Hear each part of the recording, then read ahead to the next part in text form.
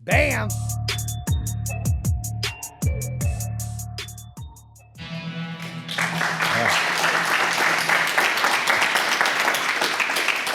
So first, I want to say thanks to everybody here for being a part of this, to put this thing together for the future leaders and the speakers, tomorrow's leaders, Brand Star, everybody.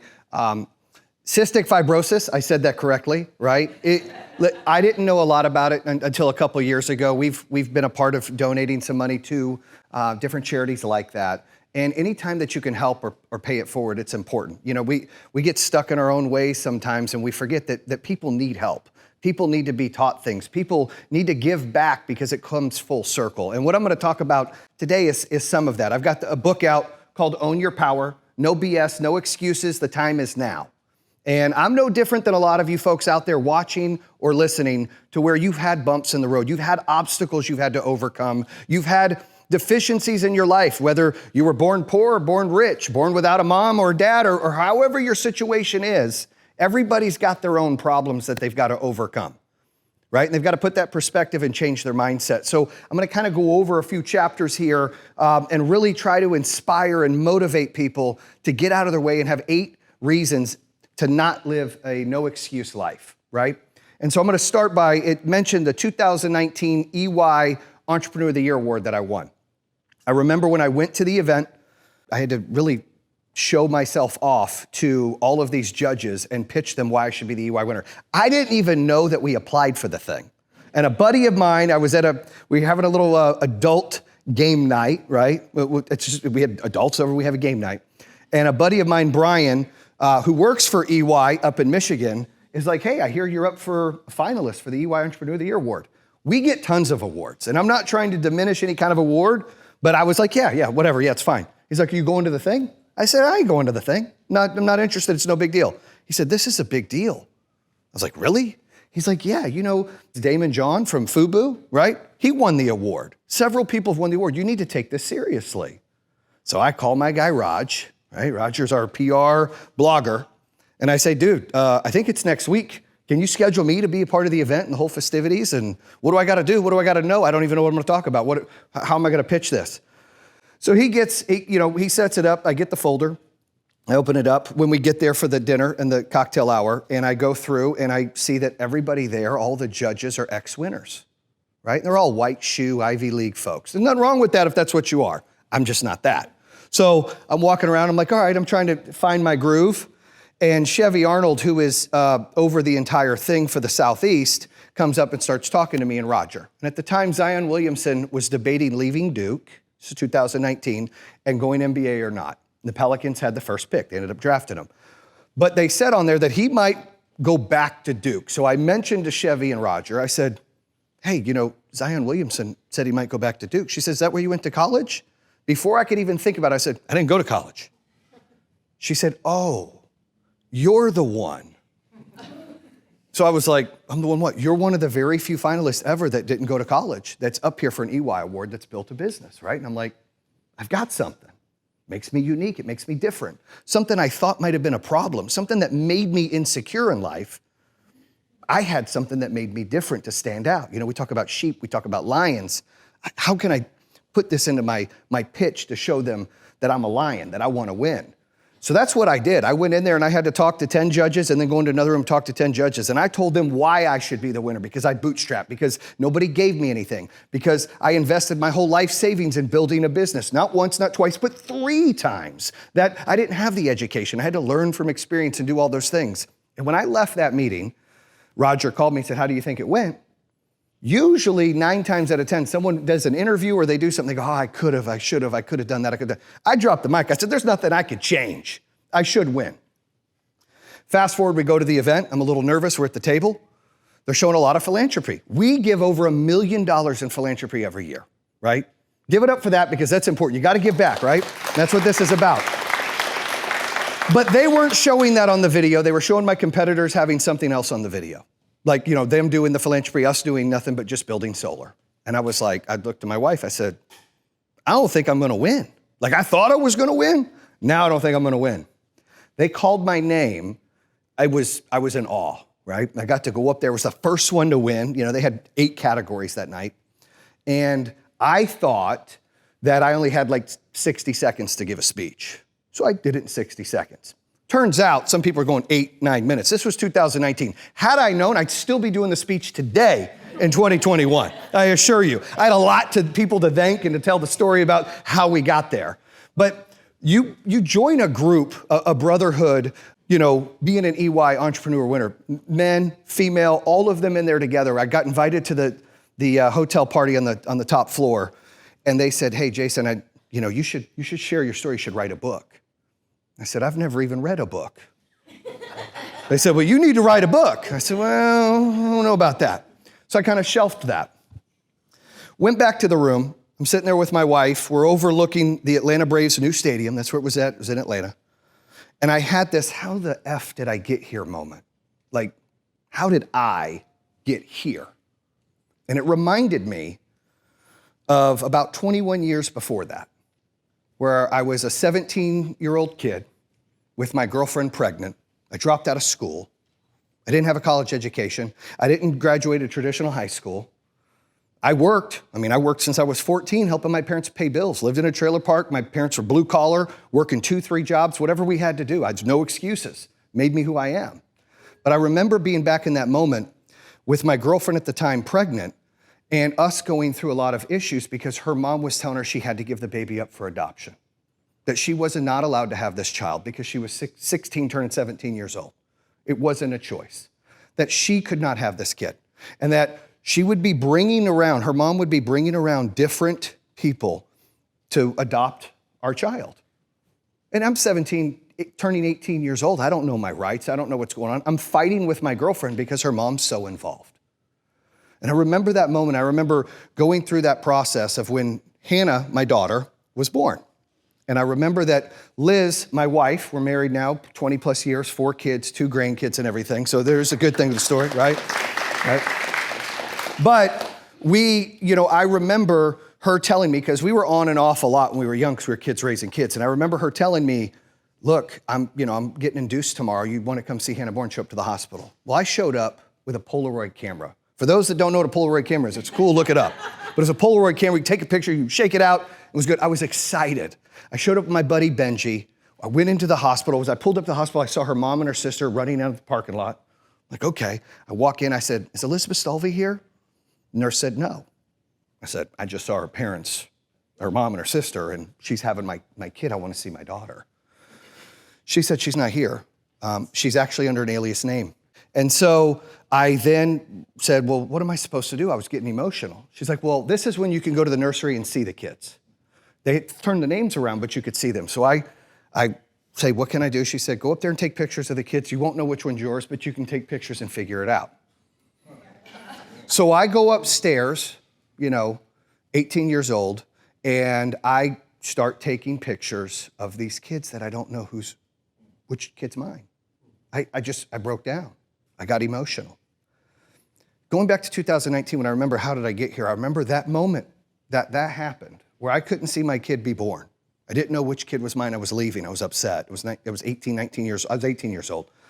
I decided 2 lives were going to change that day. One, I was going to change the person I was, and I was going to make my own map, which is really my first chapter in the book, that nobody, not her mom, not my parents, not friends, not bosses, not peers, not haters, not anybody, would dictate my map, that it's my life and it's my map to live. And my daughter's life would change because I was going to be in her life and be the best I can be, regardless of what was going on. So I went and got a loan on my car that day and sued for joint custody. I was nervous her mom was going to force her to give the baby up for adoption and or call social services, which she threatened to do. Fast forward, I get to see my daughter for the first time 7 days later. That moment was a defining moment for me to really turn on and say, I have to control my own destiny. Now that's a personal time that's happened, but it's happened in business many, many times, where I've been at a crossroad where I've got to make a decision. Either I'm going to go right or I'm going to go left. And the problem we have as entrepreneurs, as people, is that we get stuck in the mud and we don't make a decision. And that's the worst thing you can do, because then you live with regret forever. But if you make a decision and you make your own map, you might not get the results you want, but you're gonna learn from that. You're gonna get more knowledge and experience. I told you, I didn't go to college. I tell this to people all the time. True story, I didn't know what EBITDA meant 4 years ago. I got a company that's gonna do 800 million in revenue this year. I didn't know what EBITDA meant 4 years ago. That's as true as it can be. But I didn't have to, because I hired people smarter than me in different categories to help me grow and to elevate, and it could be part of what we're doing. You know, I think that brings me to chapter 2. There's no elevator in life, you gotta take the stairs. You know, as an entrepreneur opening a home security business when I was 24 years old, knocking doors, doing the pitch, hey, how many cars you got going by your house? I'd like to put the sign in your yard, give you a free system. It's $1 a day monitoring. Bam, I was selling home security all the time, training people to do it. I loved it. I was passionate about it. I had a why. I felt like I was protecting people. You know, they were 19 times less likely to get broken into if they got a home security system. So I loved what I did. That passion allowed me to continue to build the business because people would follow me into that. But I was a young entrepreneur that thought I knew everything. I had to control everything. The problem is when we think we know everything or we think we're great at everything, we're really not great at all. And we have to realize that you can be great. Like, I feel like I'm great at like 2 things. And then I'm good at like 5, and then the rest I suck. And that's okay. That's okay, because that's how everybody usually is. And I think life and business are like puzzles. And so when I say there's no elevator in life, you gotta take the stairs, you gotta take the time to get the experience. You gotta have enough humility and a way to put your ego aside and learn from other people and trust the process. Had somebody just told me a bunch of things and I didn't live through the experiences, I wouldn't be where I'm at today. You know, I didn't have to go to an Ivy League college, and nothing against the people that do, but I remember days where I was running a business early on and I was intimidated. I was bothered about that. Like, I wasn't as smart. That's kind of what we've instilled in our kids and we grew up with. If you don't go to college, you're a loser. That's not true. I mean, look it up. Most of your billionaires didn't go to college. That's what happens. I purposely do not force my kids to want to go to college. I don't put that on them where they feel they have to do that. I tell them, you got to find something that makes you happy. And learning the process, taking the stairs, getting that experience really builds that knowledge and experience up. I go to never be held hostage. You know, we talk about in life and in business, there are people in your life that hold you down. Could be a spouse, could be a sibling, could be somebody that works for you. You know, we talked earlier about having door knockers, and the problem when you're building a sales organization is sometimes you build your company around 1 or 2 top salespeople. And then they hold you hostage and say, you need to pay me more. I'm worth more, pay me more, or I'm gonna leave. And then you're stuck compromising your morals in business or in life for somebody holding you hostage. Everybody who's been in business has experienced that before, and people in their personal lives have experienced it as well. Where you just feel like, you know, hey, because I'm blood related to this person, I have to have a relationship with them. You don't. You know, I've had bumps in the road with my family. I've had bumps in the road with my wife's family, right? But you gotta draw the line. Being blood related to somebody doesn't entitle them to see your kids or entitle them to have a relationship with you. A relationship, a friendship, a partnership, that's mutual. You give and you take. It's beneficial for both. And a lot of times we allow and compromise our happiness, our energy, our morals, our belief in business and personal by being held hostage. It goes back to the map. If you're making your own map, you can't be held hostage. You can't let people dictate and handcuff you to be who you're intended to be, to have the relationships you want to have, to dictate where you're going to go. You know, the next chapter we talk about turn failure into fuel.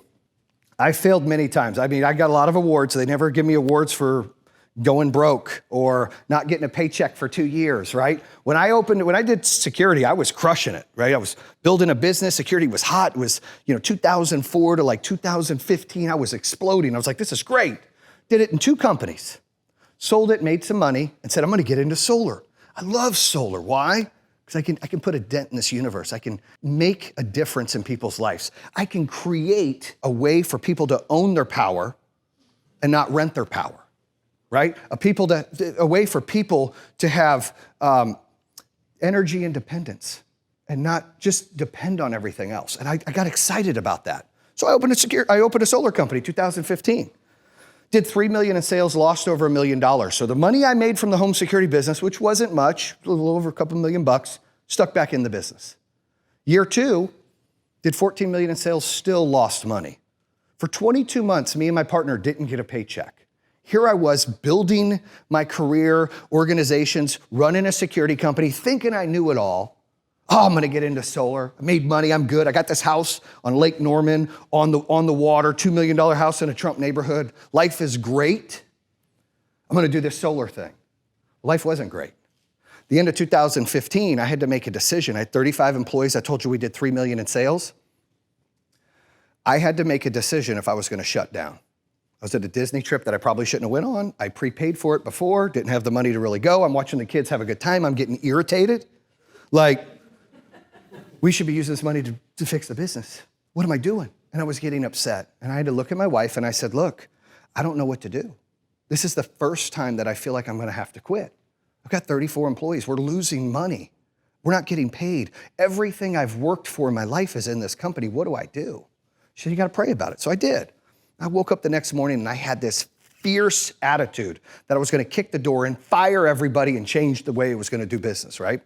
Well, I did kick the door in after I sold my house on the lake and took that money and put it in the business so I wouldn't be held hostage. So we had money to continue to operate. And then I went in and fired about 80% of the people and started to hire on culture, personality, integrity, morals. Why are they here? Do they have a why? Or are they here for a paycheck? I started laying the groundwork to building a great culture.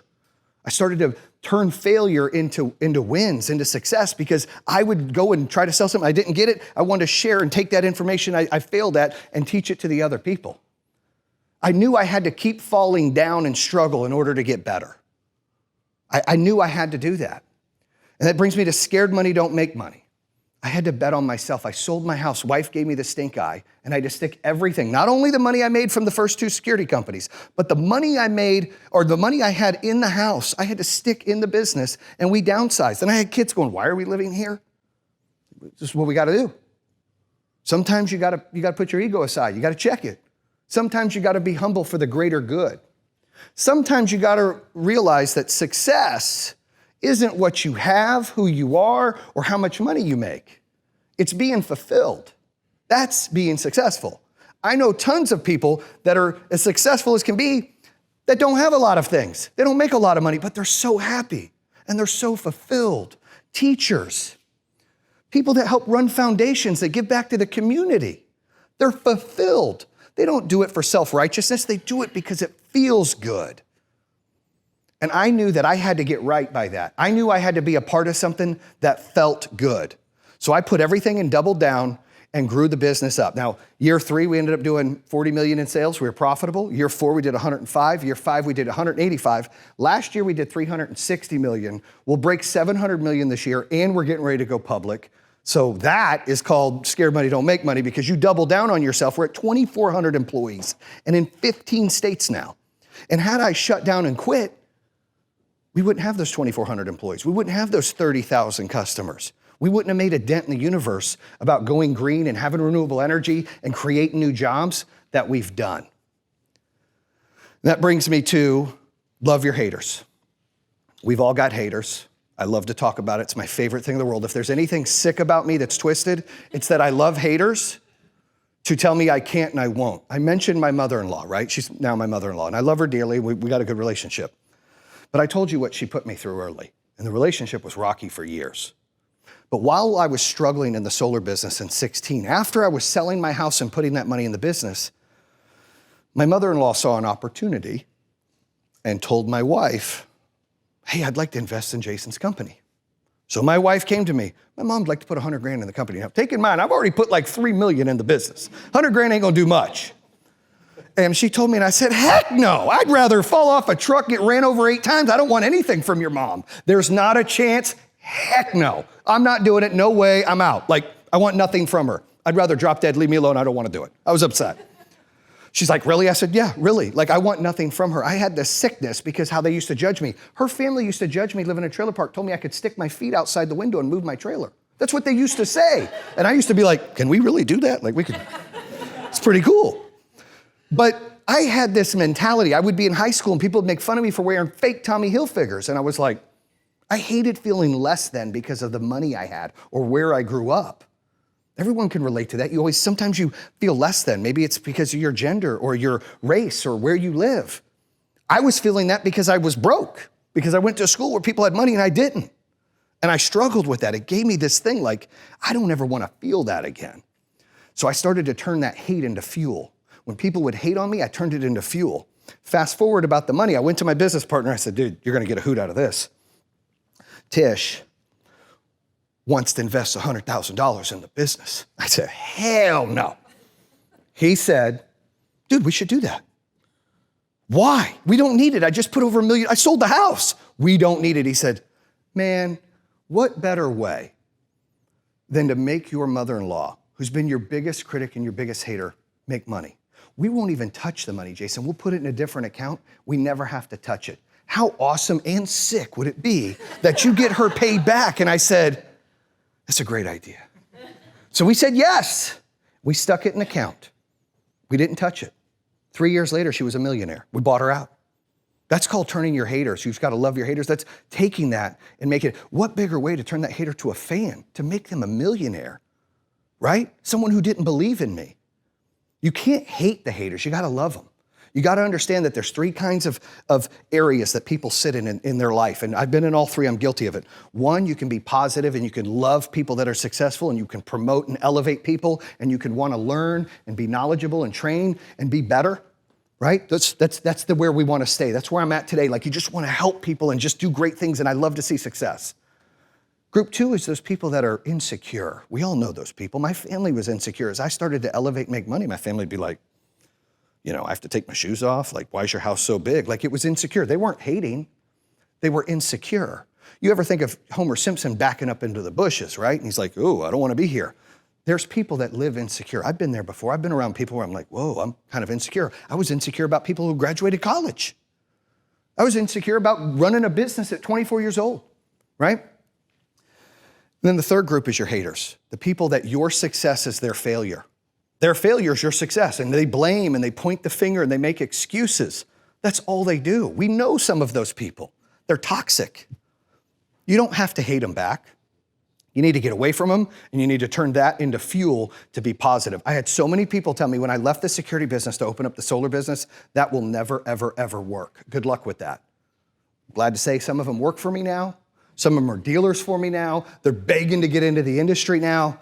But that's what it's about. It's not about holding people in that hatred of mud. It's about elevating them and turning them into fans, right? Team out. I talked about it earlier. Life is like a puzzle, and you got to find people around you that aren't the same, but that are better than you in other ways.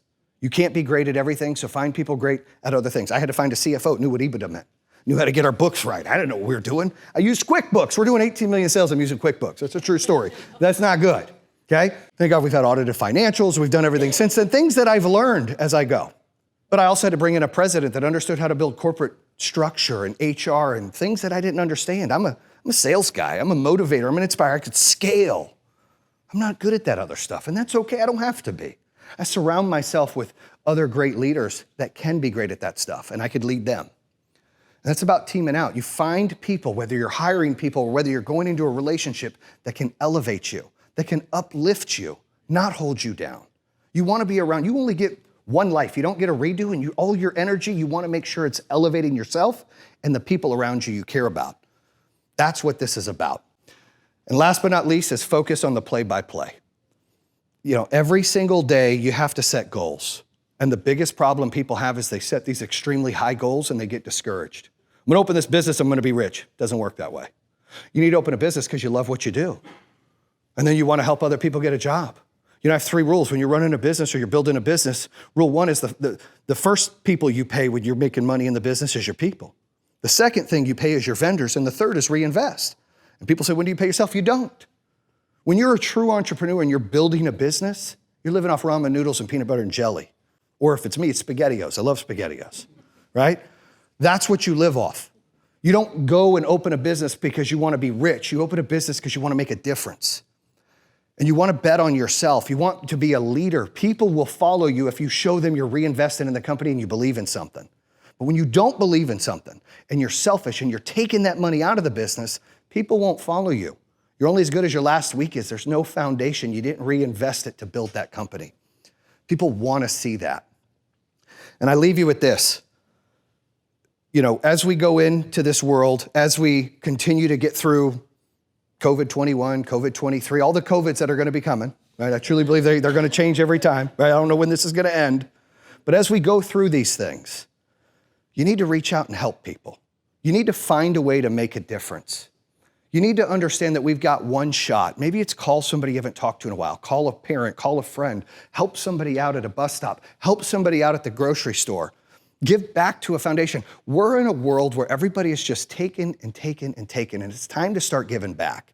It's time to start doing things because we have a why bigger than us. It's time to start being a part of elevating people and making a difference in life rather than trying to be self-induced and try to just grow ourselves. Because what will happen is what I mentioned earlier is that full circle.